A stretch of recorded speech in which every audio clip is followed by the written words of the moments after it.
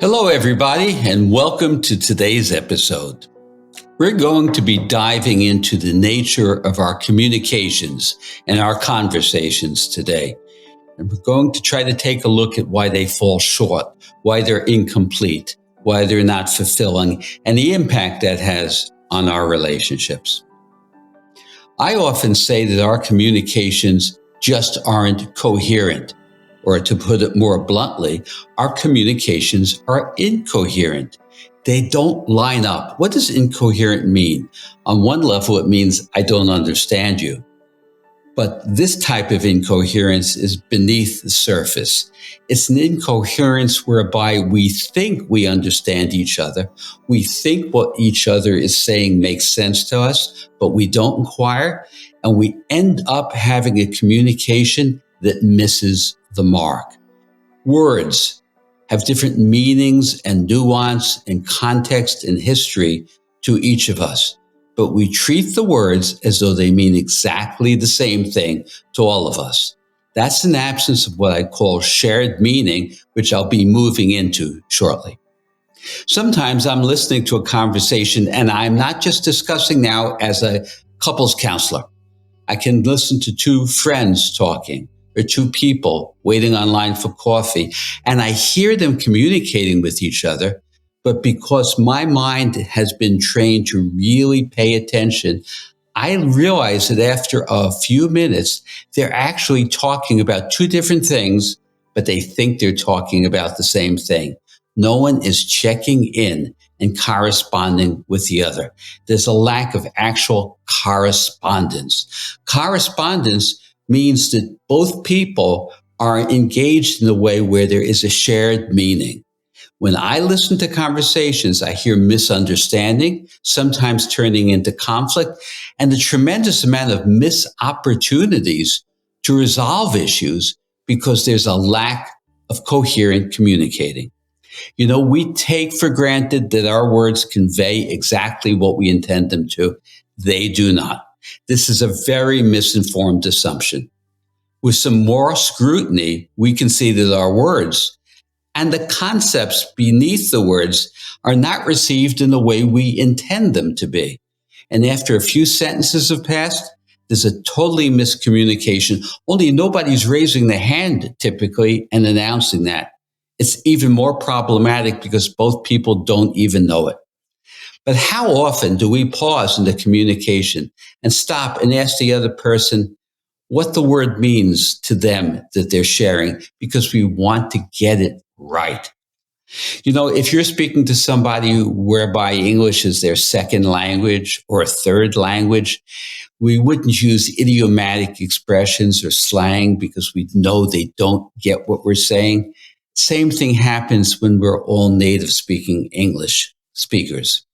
Now, how can we discuss or argue or understand the virtues of something when we're speaking somewhat different languages? The subtleties and the nuances might still be different for each of us. So we need to appreciate what these differences are so that we can communicate effectively. But we don't. You know, we have different emotional backgrounds. So our words have different impacts. For example, let's say you grew up in an abusive home and you had an alcoholic parent. And when they said to you, that's a mistake, and that sentence came before a physical outburst, the word mistake would really be laden to you. It'd be all full of fear and anxiety. To someone else, a mistake is no big deal. But when you say that was a mistake, the reaction you get is based upon the history of what that word connotes. Now, I have shared in other episodes a story about the word intimate. Having worked with a couple many years ago, they got into the proverbial argument. She said to him, "You don't know how to be intimate." He got his back up and said, "I don't know how to. I certainly do. It's you." I had to pause and ask them each to share what they meant by this word intimate so they could have a coherent communication. When you defend your territory, when you repudiate back and forth without curiosity and without asking, everything is lost. So what happened with that couple? She said that intimate to her meant emotional and verbal intimacy. getting into the words and the feelings and sharing them. His back was up because he was referring to sexual intimacy. How could they ever resolve an issue, let alone have a peaceful, sensible conversation when they didn't take the time to discuss what does intimate mean? Now, let's suppose for the purpose of coherent communication, which is what I'm advocating today, she says to him, "You don't know how to be intimate." Now he doesn't react. He becomes curious and he doesn't need to be right. And he says to her, "Wow, that feels hurtful, but please tell me what you mean by this word intimate and how you feel that I'm failing you." Now that response might actually spark a generative discussion instead of breaking down into this meaningless argument. Of course, the problem would lie with her as well as with him. He'd have to be really far along in learning shared meaning and dialogue to be able to reflectively inquire and not be reactive. So she might have leaned in and said, "I'm feeling really sad," and shut down. "You don't share your private thoughts and feelings with me. I feel like we're just strangers going through life together, but we're not really connecting. Do you feel the same way about me?" Imagine how differently that conversation would flow if she didn't just throw out the word intimate. Get underneath the word and explain what you're feeling and what your perceptions are. Another thing that gets in the way of coherent communication is curiosity. We have to get beneath the surface of the words. What ends up happening in conversations is we have a series of fragmented transactional data dumps. We're not connecting, and we fall so short of genuine communication.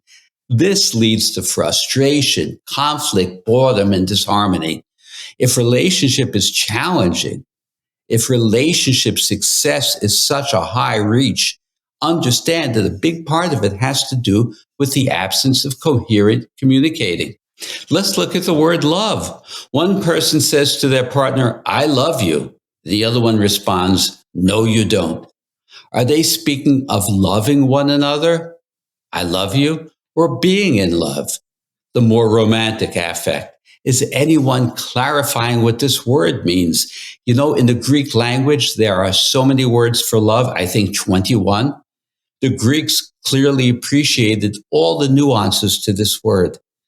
We need to take the time to illuminate and appreciate what we're trying to say and communicate through words. What sense does it make to argue about whether you're intimate or you love me or not if we're talking about different things?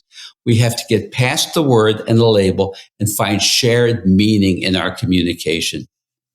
When we ask each other what the word or the phrase means, we're actually being very intimate and respectful. Take the time to slow down and inquire as to what the other person is intending to convey. Say to them, "I think this is what I'm hearing. Is that what you're meaning for me to hear?" Curiosity helps us overcome transactional back and forths that are ping pong matches and they frustrate us. But what we do is we have a compression of data that gets exchanged with an absence of meaning. The words fly back and forth and we disconnect horribly. Again, this leads to boredom and dissatisfaction and conflict. The impact on relationships, as you can imagine, is enormous. So what do we need to do? Slow down. Again, slow down. Reflect. Ask questions. Ask, does this make sense to you? I want to make sure you're getting this the way I'm intending it. Get feedback. Elicit feedback. Ask what the word or expression means to them. Share what it means to you. You know, what I feel may not very well be the same as what you feel. So it's tell me more. Open up to the Zen beginner's mind. Empty your mind and become a vessel of curiosity. And ask yourself, am I listening or am I judging and reacting? Am I preparing my answer and my response? If I am not listening.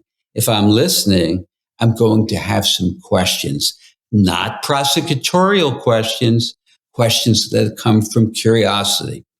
You see, what I'm feeling informs how I see you.